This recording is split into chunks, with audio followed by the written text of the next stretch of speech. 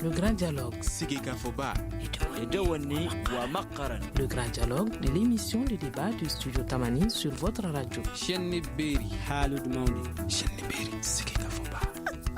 grand dialogue.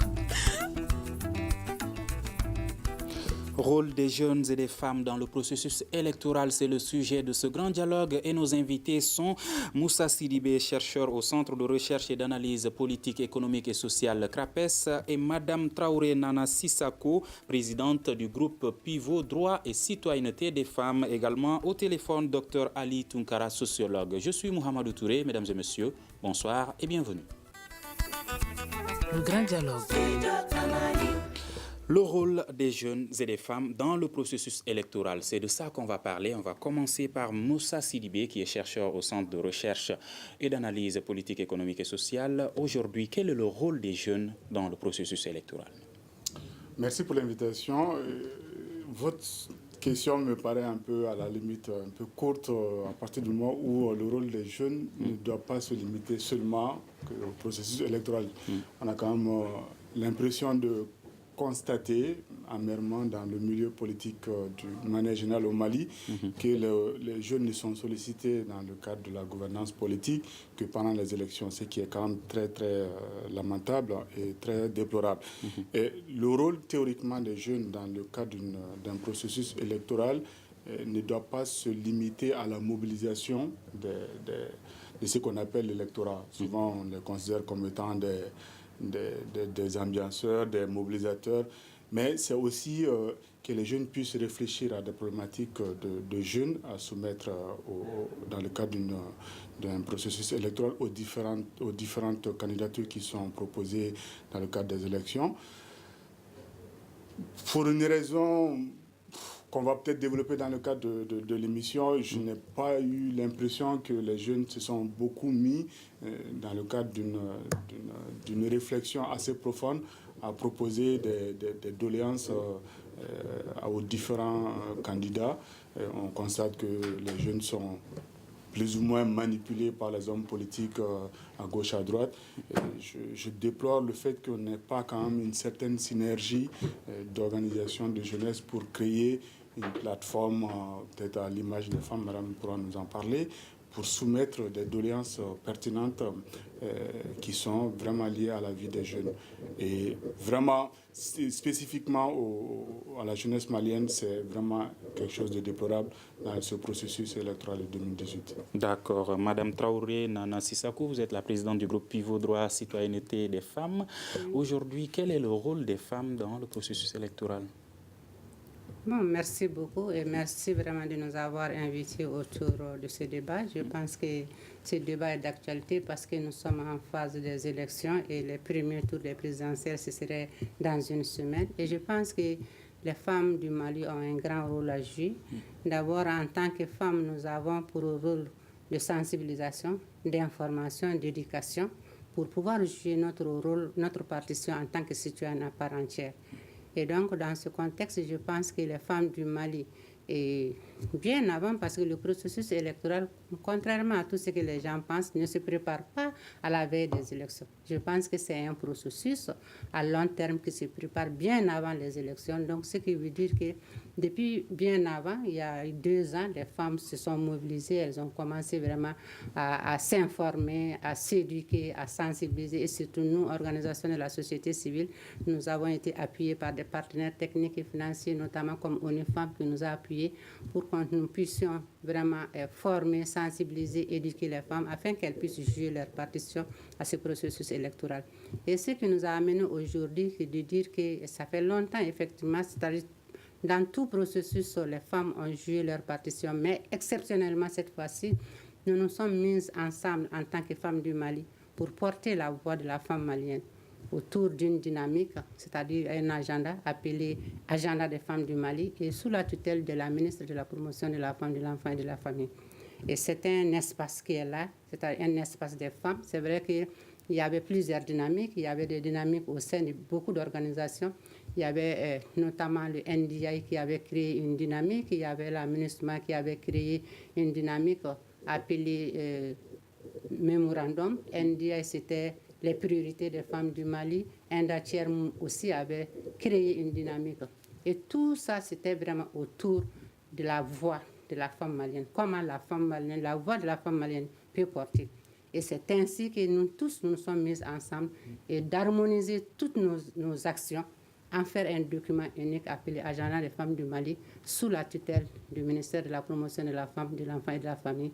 Et nous avons eu son accompagnement et tout l'accompagnement de son staff. D'accord. Docteur Ali Tunkara, vous êtes sociologue.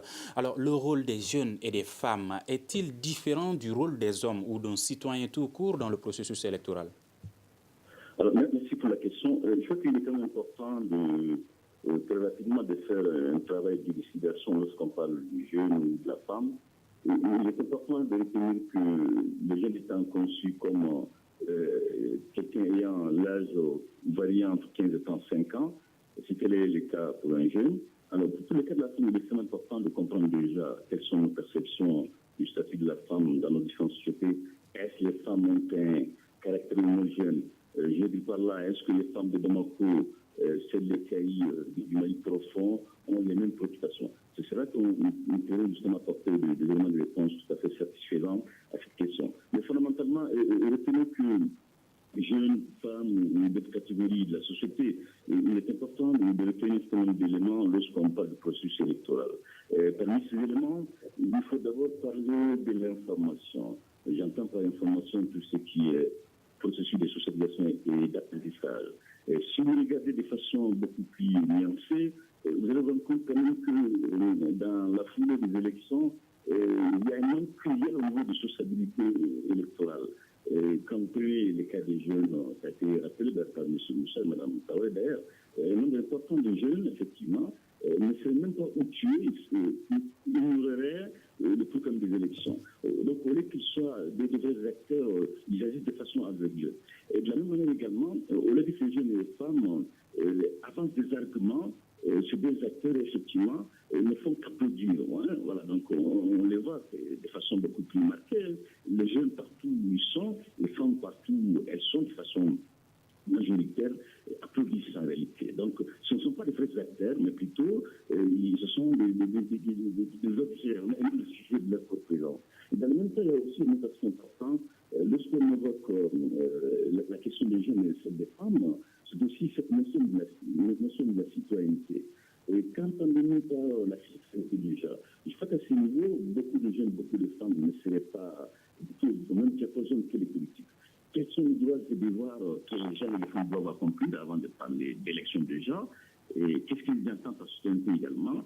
Question d'identité également. Donc, ce sont des acteurs, hommes et femmes, qui sont plus dans des sentiments, qui sont plus dans l'appât du bien immédiat qui dans un processus électoral. Et dans le même temps, on se demande finalement à quand et comment ces jeunes et les femmes pourront même influencer le processus électoral dans le contexte national. Donc, vous voyez, finalement, on se rend compte que lorsque les acteurs ne sont pas outillés, lorsque les acteurs sont une sorte de pouvoirs, si vous voulez, des demandes électoralistes de politique, difficilement on peut parler des acteurs responsables au sens académique du terme. Donc vous pensez que plutôt d'être acteurs, les jeunes et les femmes, ils sont beaucoup plus utilisés par les hommes politiques?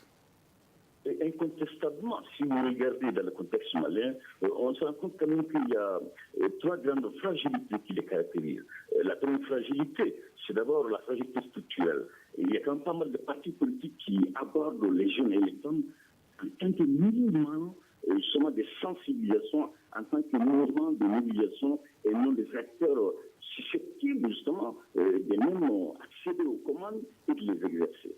Une deuxième fragilité auquel ces deux acteurs font l'objet également, c'est ce déficit d'ancrage ou de la légitimité. Vous allez quand même constater avec moi qu'en parlant de la démocratie dans le contexte malien, les instances qui sont incarnées par les politiques, on a très peu de femmes leaders dans les différents partis politiques. On a très peu de jeunes également dans ces différents partis politiques occupant des positions les permettant d'accéder à des postes de responsabilité. Une dernière fragilité qui est observable également lorsqu'on évoque les femmes et les jeunes dans le processus électoral, c'est aussi cette difficulté que trouvent les jeunes et les femmes vis-à-vis de leur autonomie, notamment financière. vous conviendrez avec moi, notamment les cas des femmes, il y a quand même une dépendance totale vis-à-vis des politiques. Et les femmes, si vous prenez le cas de la CAFO, du CNJ, on assiste à une sorte de personnalisation de la structure. Voilà. Comment voulez-vous que des acteurs qui sont aussi traversés par ces fragilités puissent montrer pour des vrais acteurs dans le processus électoral aussi pluriel, varié et variable? D'accord. Madame Traoré Nana Sissako, êtes-vous d'accord avec Monsieur Tunkara quand il dit qu'aujourd'hui, les jeunes et les femmes ne sont pas de vrais acteurs, ils sont plutôt utilisés? Est-ce que les femmes maliennes sont utilisées par les hommes politiques?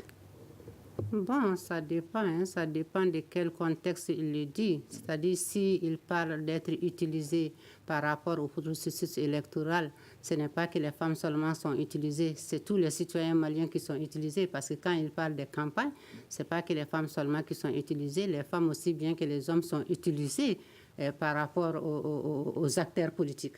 Mais maintenant, pour les femmes précisément, c'est de ça que je veux parler. Je sais bien sûr, même si que les femmes sont utilisées, il faut aussi reconnaître que les femmes, il y a une conscientisation aujourd'hui chez les femmes.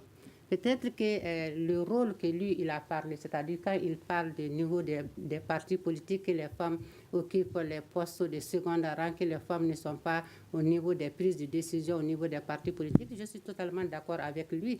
Et je le dis et je le redis qu'effectivement, il faudra que les femmes politiques émergent au sein des partis politiques. Il faudra qu'elles ait confiance en elle-même et qu'elle occupe des postes de responsabilité au sein des partis politiques. Mais je pense qu'aujourd'hui, les choses ont changé. Quoi qu'on puisse dire, aujourd'hui, il y a une conscientisation à tous les niveaux. Que ce soit au niveau des jeunes, que ce soit au niveau des femmes, il y a une certaine conscientisation. Avant, peut-être que les femmes participaient au processus électoral pour avoir des pagnes, pour avoir des t-shirts. D'ailleurs, l'un des exemples, c'est que les partis politiques et les candidats ont signé un code de conduite pour que les gadgets ne soient pas au devant du processus électoral. Mais qu'à cela ne tienne, les femmes aussi savent le rôle qu'elles doivent jouer. Elles ont été suffisamment, même pas suffisamment quand même, je peux dire qu'elles ont eu beaucoup d'informations, elles ont eu beaucoup de formations, elles ont été éduquées aussi. Et puis c'est qu'on dit, où je ne suis pas d'accord, dire que est-ce que la femme de Bamako et la femme de Kaï parlent le même langage. La femme de Bamako et la femme de Kaï, il n'y a pas de différence entre nous. Quand nous devrons occuper des postes de responsabilité, les postes de responsabilité, c'est à tous les niveaux. C'est au niveau macro, c'est au niveau micro et c'est au niveau méso. On ne peut pas former les femmes au niveau macro et laisser les femmes à la base. Si vous prenez les statistiques aujourd'hui, il y a plus de femmes conseillères au niveau de la base qu'au niveau de Bamako. Donc, on ne peut pas dire que nous ne parlons pas le même langage ou bien que nous n'avons pas les mêmes visions.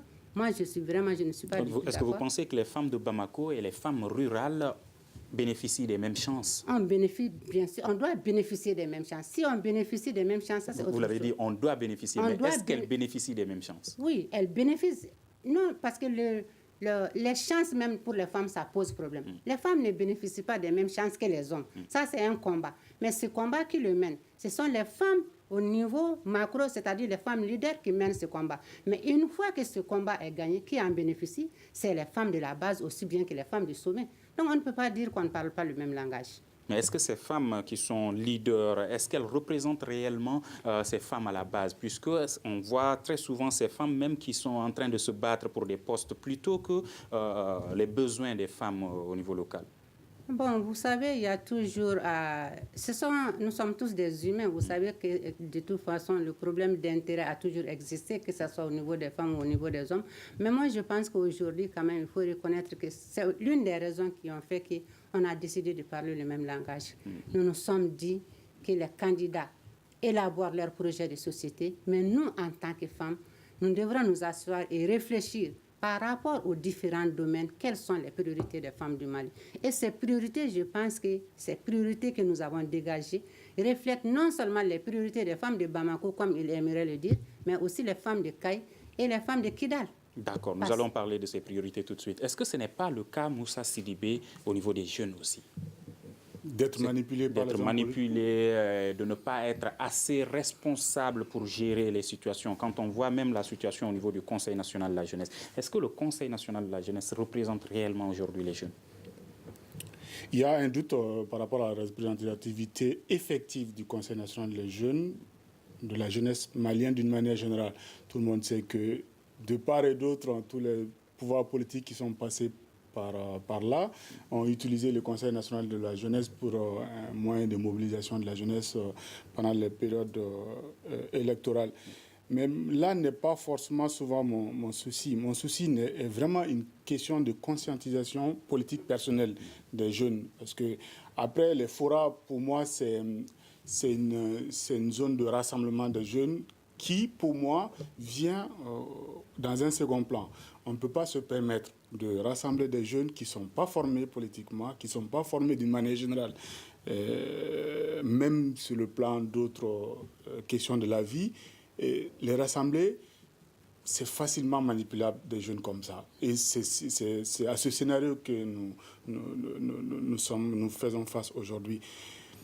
Quelles peuvent être vraiment les raisons principales dans une société comme la société malienne? Une des raisons que moi je dis souvent, c'est vraiment sociologiquement le rôle de la jeunesse, qui est vraiment considéré comme étant, quand on dit jeunesse, généralement on considère la personne comme étant pas détentrice de la parole quand les adultes parlent, sauf que la vie a évolué aujourd'hui de plus en plus avec un accès plus facile à la connaissance. Des jeunes qui ont pu voyager beaucoup peuvent tenir des raisonnements plus solides souvent que certains adultes. Des jeunes qui ont lu beaucoup peuvent tenir des raisonnements plus solides que certains adultes. Voilà, du coup, pour moi, il faut qu'on revoie complètement le rôle des jeunes dans notre société. Et ce rôle ne peut être revu que quand on conscientise vraiment la jeunesse dans sa profondeur. Il ne s'agit pas seulement de prendre des jeunes tête de pont pour en faire... Êtes-vous en train de remettre en cause les stratégies utilisées pour conscientiser complètement. les jeunes et les Je femmes? dis aujourd'hui que les stratégies utilisées ne sont pas au diapason de la jeunesse aujourd'hui. C'est déplorable de le dire, mais moi je trouve que de plus en plus, les jeunes, leur utilisation, c'est dû au fait qu'ils ne sont pas conscientisés politiquement. Quels sont les moyens par lesquels on peut les conscientiser? Il en existe beaucoup. Je constate que, contrairement aux femmes, les jeunes ne sont pas beaucoup organisés en termes d'association de jeunesse. Le tissu associatif des jeunes n'est pas beaucoup développé. Moi, j'ai l'habitude de dire dans mes discussions avec certains, je dis, autant aujourd'hui on donne des subventions aux partis politiques pour former politiquement les militants. Tout le monde sait que le résultat n'est pas au rendez-vous. Il serait pas mal que nous réfléchissions à la mise en place d'une structure qui subventionne des associations d'utilité publique de jeunesse qui forment à la citoyenneté, calqué quelque part sur le même modèle que le financement des partis politiques, mais vraiment en extrayant vraiment la politique des associations.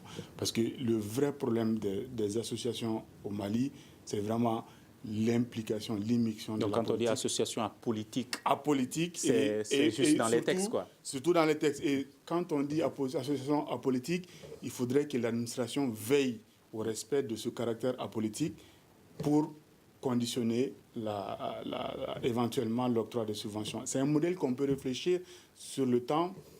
Ça peut aider les jeunes à se conscientiser, politiquement, à s'impliquer dans la vie de leur cité, parce que je constate aussi que quand on part dans les quartiers, les jeunes ne s'impliquent pas trop souvent, très très souvent dans la vie de leur commune, de leur quartier. Et en incitant les jeunes à créer des associations avec des subventions pour bien gérer la vie des cités, je pense qu'on pourrait arriver à bout de cette problématique. D'accord. Docteur Ali Tunkara, quand on appelle des jeunes ou des femmes, plutôt que de leur expliquer ce qu'est leur droit, leur devoir, on les appelle pour leur dire « c'est comme ça que vous devez faire, c'est pour telle personne que vous devez voter ». Est-ce que vous appelez ça de la conscientisation? Non, moi je crois qu'il est important de comprendre que quelles que soient les initiatives de part et d'autre, si l'intelligence qu'il y a de la jeunesse ou l'intelligence qu'il y a de la couche féminine n'est pas suffisamment formée, difficilement ces deux catégories pourraient prendre conscience comme nous le souhaitons. Ce qui est urgent, que ce soit chez les jeunes ou chez les femmes, il est important de rappeler à Mme Traoré que les femmes du monde rural, si elles ont des liaisons urgentes, c'est comme accéder à l'eau potable. Les femmes du monde rural, elles veulent être éduquées d'abord. Les femmes du monde rural cherchent des infrastructures de santé adéquates. Voilà. S'agissant justement de leur engagement réel, effectif, je crois qu'il est urgent que ces deux couches sortent de l'état de bien facile, que ces deux couches quittent clairement de ce champ, justement, de l'argent facile, de s'intéresser à la question d'éthique, de s'intéresser à la question de morale, de ne pas succomber justement à des raccourcis. Je crois qu'il est extrêmement important à ce niveau qu'on mette un accent particulier sur la formation.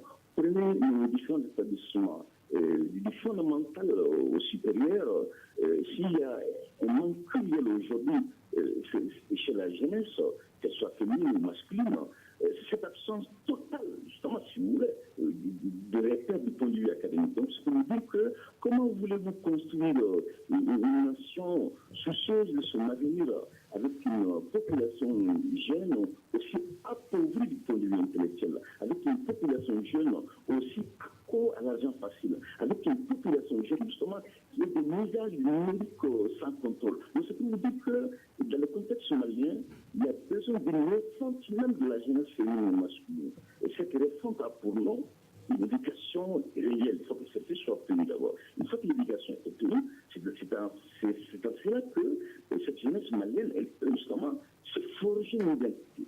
Et laquelle identité, justement, va l'aider à avoir un sentiment d'appartenance à une État-nation, laquelle identité va lui permettre justement d'orienter et même de penser le cours de l'histoire. Mais là où nous trouvons aujourd'hui, qu'on soit Bamako, qu'on soit Kidal, s'il y a un dénominateur commun en évoquant les jeunes et les femmes dans le processus électoral, c'est parfois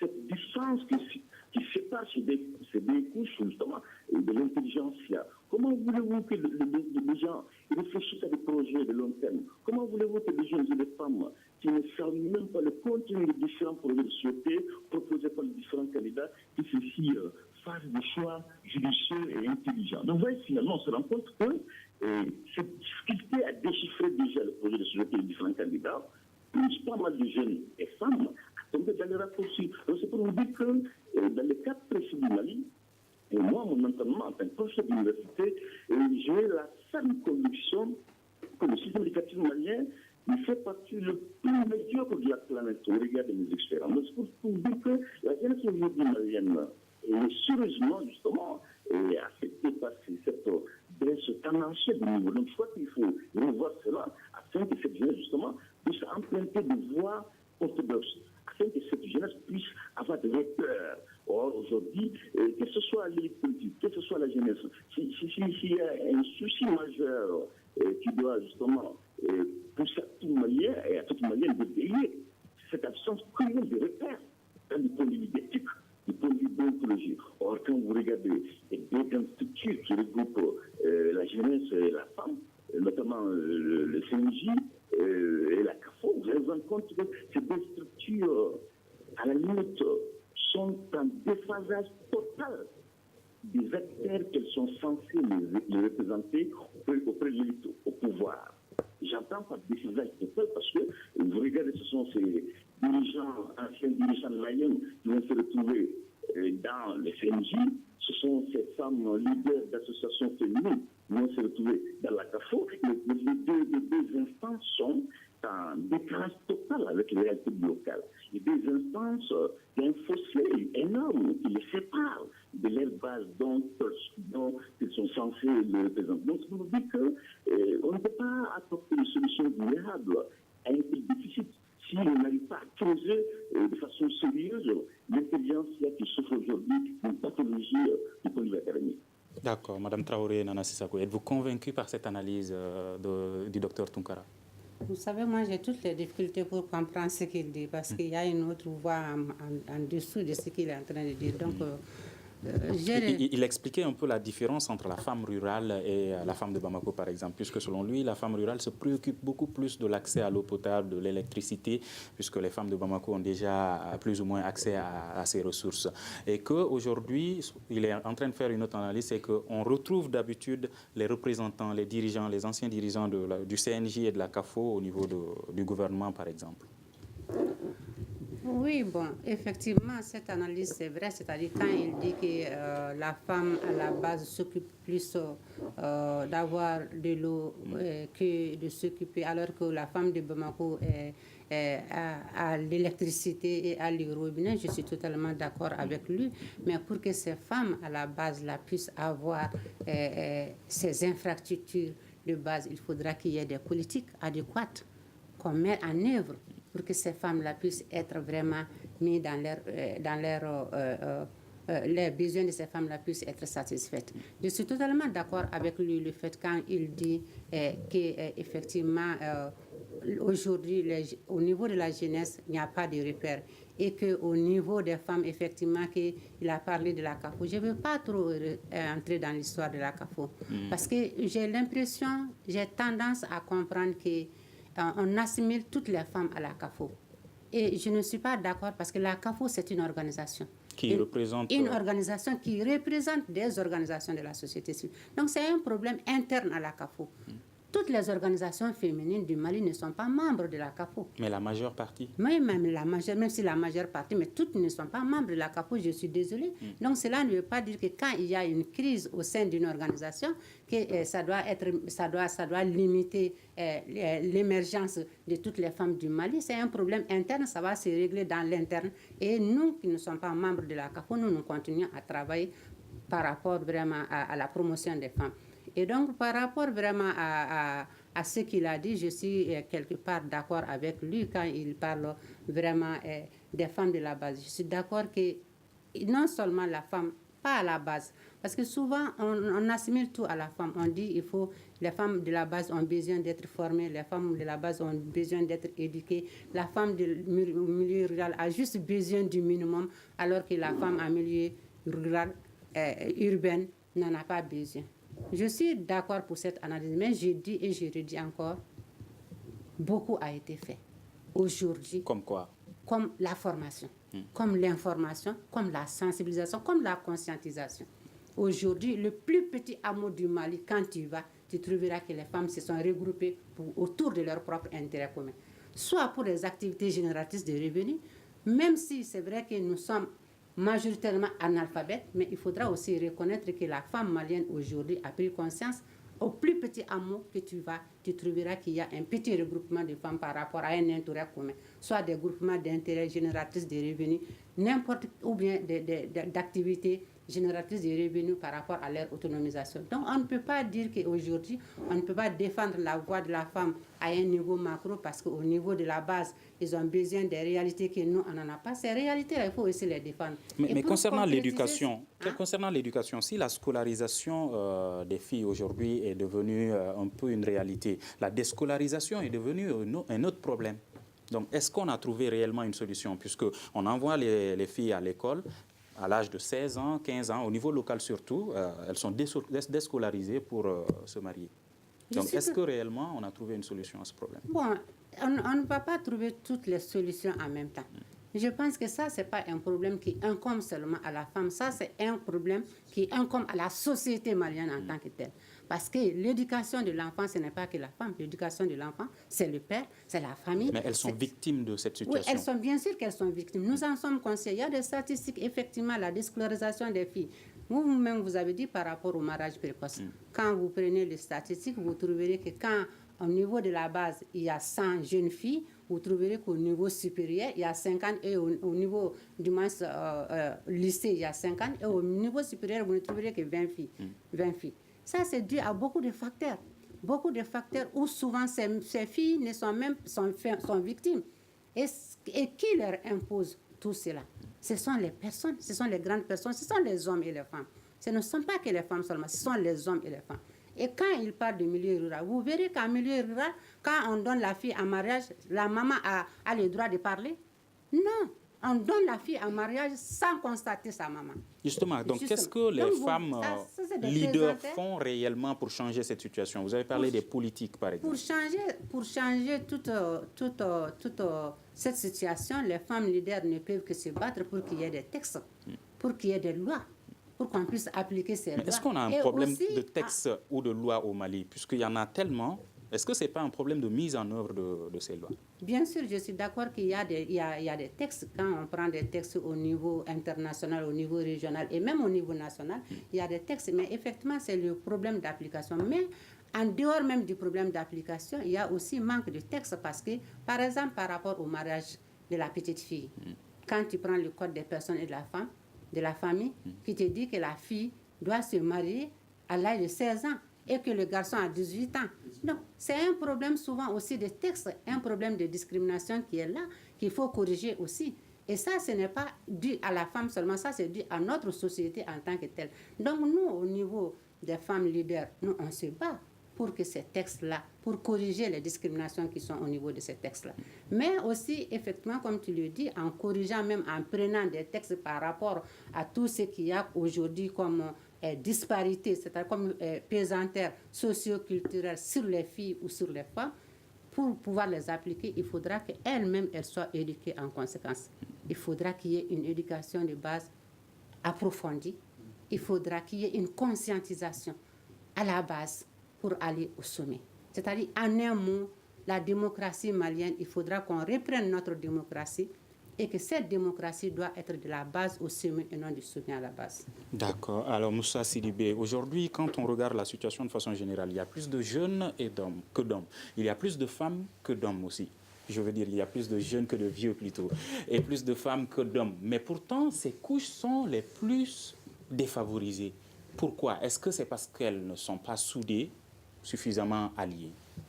Non, je pense qu'il faut partir de deux aspects de cette problématique. Je pense que ces deux couches partagent en même temps des problématiques socio-culturelles d'une manière générale de la société et des problématiques spécifiques soit par rapport à l'âge pour la jeunesse, soit par rapport au sexe pour les femmes. Tout le monde sait qu'aujourd'hui, la question de l'accès aux soins de santé, la question de l'éducation ne sont pas des questions qui sont peut-être après, dans un deuxième temps, dans le cas d'un raisonnement dans deux temps, peuvent être spécifiques à la jeunesse et plus spécifiquement à la petite fille, mais c'est des problèmes d'ordre général aujourd'hui au Mali. Tout le monde. Il faudrait que nous cherchions d'abord la solution à des problèmes d'ordre général.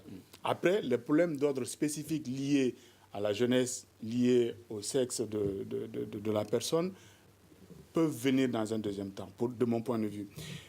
D'une manière générale, moi, je constate que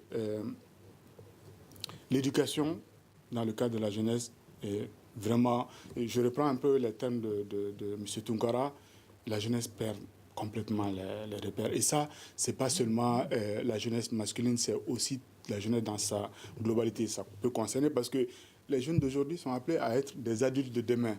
Si ces jeunes-là n'ont pas de repères aujourd'hui, quels adultes ils peuvent être demain? Et de mon point de vue, l'éducation joue beaucoup. Quand on dit éducation, les gens ont toujours tendance à penser que c'est l'éducation formelle à l'école. Non. L'éducation dans nos familles perd beaucoup, de plus en plus, de repères.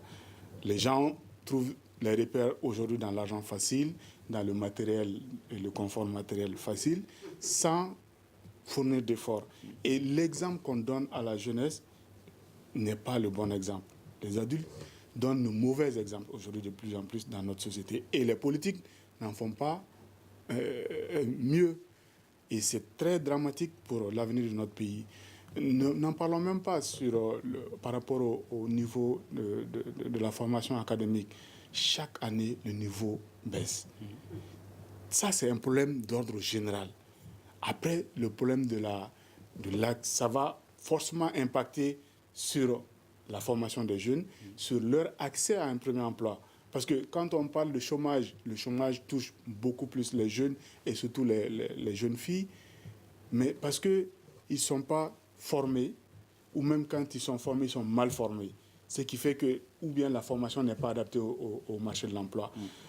Du coup, forcément, nous nous retrouvons, comme l'a dit le docteur, à cette fragilité de cette couche sociale, qui fait que, lorsque nous approchons souvent des périodes électorales, c'est facile de les manipuler parce que l'extrême pauvreté gagne du terrain dans ce pays.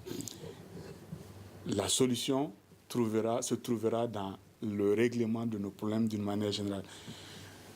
Plus spécifiquement sur la question du mariage précoce, ce n'est pas une question de femmes, c'est la question du mariage précoce. Et on a beau avoir des textes, tant que nous ne formions pas une masse critique de femmes dans le cadre de leurs droits, dans le cadre de leurs devoirs dans une société, nous ne pouvons pas, même les plus beaux textes qu'on peut adopter sur le plan international, les textes viennent trouver des réalités sociologiques. Les réalités sociologiques sont très ancrées. Pour pouvoir les faire évoluer, il ne s'agit pas de dire ouais, on va tout laisser en termes de réalités sociologiques. Non, il faut faire évoluer les réalités avec notre sociologie, avec les réalités de notre période. Cela va de soi qu'il faut qu'on forme beaucoup. Il faut lutter beaucoup contre la déscolarisation des filles. Tant que les filles ne sont pas scolarisées jusqu'à un certain niveau, il va de soi que ces filles, quand elles vont grandir, elles vont avoir des enfants, elles ne pourront pas s'occuper de ces enfants et s'impliquer dans la vie de ces enfants au point de ne pas s'opposer à un mariage précoce de ces enfants parce qu'elles sont complètement prises dans cette réalité sociologique. D'accord. Voilà. Alors, docteur Ali Tounkara, certains pensent aujourd'hui qu'on voit de plus en plus beaucoup de jeunes qui sont candidats, par exemple, à la présidentielle. Pour une seconde fois, il y a une dame qui est également candidate à la présidentielle. Ils pensent que ça, c'est une évolution positive dans le domaine de l'implication du rôle des jeunes et des femmes dans le processus électoral. Est-ce votre constat? Oui, nettement, il ne faut pas être aussi autant alarmiste. Le fait que nous assistons effectivement de plus en plus de jeunes et des femmes qui se présentent lors des échanges électoraux, c'est une action à saluer, naturellement.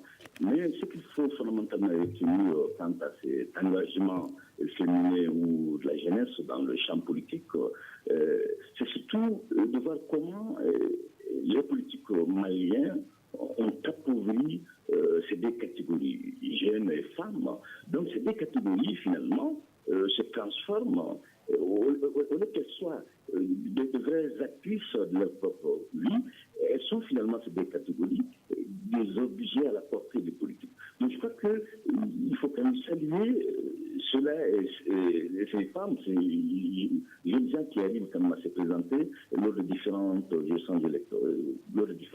élections. Mais fondamentalement, moi je pense qu'à ce niveau, il faut retenir quelques aspects importants. Quelques aspects ont pour nom d'abord, il faut qu'on arrive à multiplier davantage des espaces délibératifs comme le studio Tamani. C'est quand même important que les jeunes et les femmes arrivent à s'exprimer de façon formelle et informelle. Ces espaces-là, qui sont des lieux d'échange substantiels, ne sont pas autant nombreux dans le cas malien. Et dans le même temps, comme élément aussi, il faut qu'on aille vers un usage numérique. Parce que si vous regardez les jeunes et les femmes aujourd'hui, beaucoup d'entre eux utilisent de façon régulière l'Internet. Donc je crois qu'on peut beaucoup utiliser le numérique également quant à la sensibilisation et quant à la formation même de ces deux couches. Ça, c'est extrêmement important. Et dernier élément, c'est ça. C'est aussi de faire en sorte que les femmes et les jeunes puissent résister à l'économie criminelle, puissent résister justement à l'argent proposé par une catégorie d'élite politique, laquelle catégorie justement a pillé, laquelle catégorie a appauvri toute une nation. Mais moi je crois qu'à ce niveau, il faut quand même le rappeler. Beaucoup de jeunes étaient ou sont toujours enrôlés dans les différents mouvements extrémistes violents parce que, pour certains cas, il y a toute une manne financière derrière. Beaucoup de jeunes sont aujourd'hui corrompus par l'élite politique parce qu'effectivement, l'élite politique elle-même, elle n'est pas orthodoxe. Cette élite politique, elle n'est pas exemplaire. Comment voulez-vous des gens qui ont pillé des ressources du pays? Comment voulez-vous des gens, justement, qui devaient construire des routes, qui devaient réaliser des infrastructures éducatives, sanitaires, tout cet argent étant détourné, que ceci soit orthodoxe quant à la distribution des biens maladies. Donc je crois qu'il est quand même extrêmement important aussi de ne pas continuer à accuser seulement les jeunes et les femmes, mais je crois que fondamentalement, il y a quand même des acteurs cachés qui seraient derrière toutes ces malversations financières, qui seraient derrière le pourquoi un nombre important de jeunes et de femmes tombent dans ces raccourcis. Il est à saluer les quelques-uns qui ont quand même le courage de se porter candidat. D'accord. Depuis de se porter candidat, il est quand même important que ces deux catégories soient informées, que ces deux catégories soient elles-mêmes orthodoxes et tout à fait aussi redévables justement au reste de la population. D'accord, Madame Traoré Nana Sissako, vous parliez des priorités pour les femmes. Quelles sont ces priorités selon vous? Bon, les priorités des femmes aujourd'hui, elles sont énormes. Ces priorités, nous les avons définies à partir des domaines, c'est-à-dire les domaines de développement, notamment par rapport à la femme et politique, par rapport à l'accès des femmes à la justice, par rapport aux violences basées sur le genre et par rapport à l'autonomisation économique de la femme, par rapport à l'éducation de la femme, par rapport à la femme et santé, et par rapport même à la femme et sport et culture, et aussi par rapport aux dividendes démographiques. Donc, c'est-à-dire tous les domaines de développement en quelque sorte. Nous avons pris ces domaines, mais tous ces domaines sont en corrélation avec la politique nationale genre. Et donc, à partir de ces domaines, nous avons des statistiques qui nous permettent vraiment de voir que le fossé de disparité de l'indépendance à nos jours, que le fossé, malgré qu'il y a des politiques, comme il le disait et comme le docteur disait, malgré ces politiques-là, le fossé de disparité, elle est trop profonde. Donc, ce qui nous a permis d'identifier des priorités par rapport à chaque domaine. D'accord. Moussa Sidibé, pensez-vous que ces priorités reflètent réellement les besoins des femmes aujourd'hui dans le cadre de leur implication dans le processus électoral? Oui, moi je trouve que je n'ai pas eu accès à ce document. J'aimerais bien regarder ce document et puis l'analyser. Madame l'a dit clairement, quand on analyse ces priorités sont d'ordre général et spécifiques à la femme. L'accès à la santé est une question qui concerne toute la société d'une manière générale. Quand on connaît aujourd'hui le temps minimal entre deux hameaux, un hameau et aujourd'hui au Mali est le premier point de dispensaire, on se pose vraiment des questions sur les statistiques d'accès aux premiers soins de santé. La deuxième priorité, c'est vraiment l'éducation d'une manière générale de la jeunesse. Je pense que si nous ne mettons pas l'accent sur une bonne formation de notre jeunesse, nous courons un grand risque pour l'avenir de notre nation. Moi, j'ai l'habitude de dire à des amis avec qui je discute, je dis si on ne fait pas attention, dans quelques années, nous allons pouvoir recruter même dans notre administration des cadres venant de l'étranger.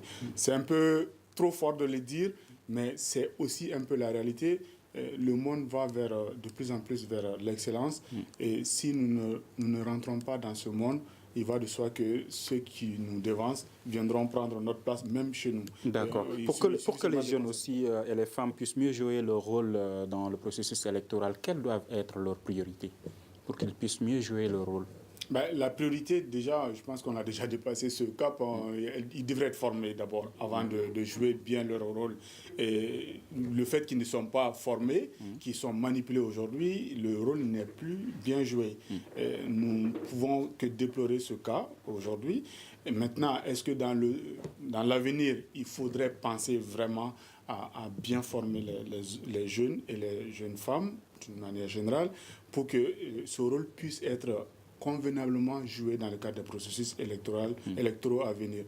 Sinon, aujourd'hui, il est vraiment déplorable de constater que les jeunes ne jouent pas positivement leur rôle dans le cadre de ce processus. Ce qui fait que les hommes politiques les utilisent, mais les priorités ne seront pas prises en compte dans les gouvernances à venir. Tout le monde parle de la question jeunesse, de la question femme dans les projets de société, mais comme les jeunes ne sont pas, ou les femmes ne sont pas souvent impliquées dans le cadre de la rédaction de ces projets de société, et même dans le cadre de la mise en œuvre de ces projets de société, il va de soi que voilà, nous sommes complètement à côté de la plaque en termes de vrai rôle des jeunes et des femmes dans le cadre du processus. D'accord. Docteur Ali Tunkara, quelle solution face à tous ces défis? Très rapidement, il faut de l'éducation. Parce que là, si vous prenez le jeune et les femmes majoritairement, même ceux-là qui ont fréquenté l'école classique l'ont quitté étant mal outillés. Comme deuxième solution, très rapidement, il faut inculquer les valeurs de la transparence et de l'éthique chez les acteurs. Prenez les jeunes aujourd'hui, prenez les femmes leaders. Vous allez vous rendre compte que la transparence est quasi absente. La question de l'éthique, on ne s'en moque pas. Dernier aspect à développer auprès de ces deux acteurs, justement, c'est de faire en sorte que ces deux acteurs s'identifient à l'État-nation et non de s'identifier justement à un homme, non de s'identifier justement à un environnement, de s'identifier à une nation ou à une ethnie. Il est quand même extrêmement important aujourd'hui, si vous regardez, ou si vous suivez les différentes rhétoriques de politique, notamment celles prononcées par les jeunes et les femmes, vous allez vous rendre compte quand même que l'ancrage à l'État-nation n'est pas suffisant. Mais il faudra que les jeunes et les femmes s'identifient plus à l'État-nation qu'autre chose. Pour mieux jouer leur rôle, d'accord. Il nous reste 1 minute 30 secondes pour M. Sidibé et Mme Traoré. Aujourd'hui, quel est le message que vous adressez aux jeunes? Le message que moi j'adresse aux jeunes, c'est vraiment un message de se remettre en cause, de revoir notre manière de voir notre nation pour nous impliquer davantage dans sa gestion publique, mais pas de cette manière. D'accord. Le même message aux femmes? Oui, effectivement, c'est le même message. Le message que je lance aux femmes, c'est de se battre pour un Mali uni. Parce qu'aujourd'hui, c'est de ça que nous avons besoin, un Mali en paix et un Mali apaisé. Et je pense que si nous avons un Mali aujourd'hui en paix, mais un Mali uni, je pense que ce serait pour le bonheur de toutes les femmes et de tous les hommes et de tous les enfants de ce pays. D'accord, et c'est ce qui met fin à ce débat avec comme invité Dr Ali Tunkara, sociologue, Mme Traoré Nana Sissako, présidente du groupe Pivot Droit et Citoyenneté des femmes, et Moussa Sidibé, chercheur au Centre de recherche et d'analyse politique, économique et sociale CRAPES. Débat réalisé par la rédaction de Studio Tamani, mise en onde assurée par Mamadou Ouattara, à la régie vidéo Mamadi Keïta. Je suis Mohamedou Touré. À demain pour un prochain numéro du Grand Dialogue de Studio Tamani. Le Grand Dialogue. Le Grand Dialogue de l'émission de débat du Studio Tamani sur votre radio.